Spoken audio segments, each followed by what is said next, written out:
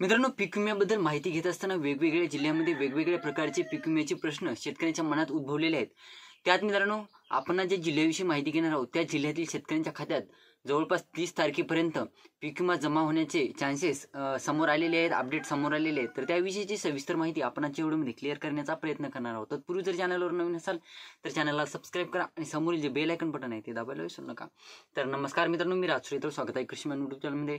मित्रांनो, एकंदरीत बघायचं झालं तर आपण आज जिल्ह्याविषयी माहिती घेणार आहोत तो जिल्हा म्हणजे बीड जिल्हा।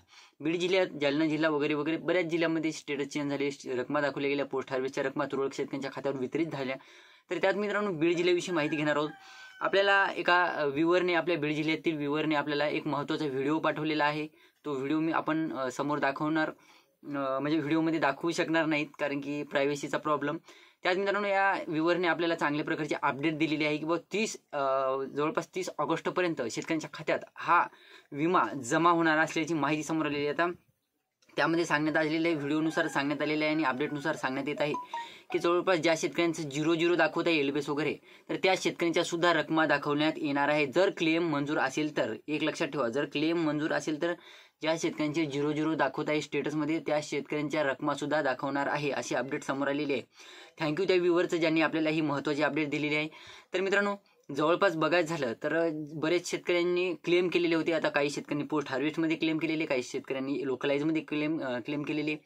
आता वेगवेगळ्या पद्धतीच्या वेगवेगळ्या रकमा शेतकऱ्यांना दाखवण्यात आलेल्या, काही तुरळक शेतकऱ्यांच्या खात्यावर पोस्ट हार्वेस्टच्या वगैरे रकमा जमा देखील झालेल्या। आपण सांगितलं होतं की बाबा स्टेटस वगैरे चेंज होतील या आठवड्यामध्ये, तर ज्या शेतकऱ्यांचे स्टेटस आता या आठवड्यात चेंज होतील अशा शेतकऱ्यांच्या खात्यावर जवळपास 30 ऑगस्टच्या अगोदर हा पीक विमा शेतकऱ्यांच्या खात्यावर जमा होणार असल्याची माहिती समोर आलेली आहे। तुम्ही देखील बीड जिल्ह्यातून असाल आणि तुम्हाला देखील पीक विमा मिळाला असेल किंवा नसेल ते देखील कमेंट करून सांगायला विसरू नका। आणि त्याचबरोबर तुमच्या जवळपास तुमच्या स्टेटसमध्ये बॅकग्राऊंड व्हॉइसला इग्नोर मारा, तुमच्या स्टेटसमध्ये काय दाखवत आहे ते देखील मला कमेंट करून सांगायला विसरू नका।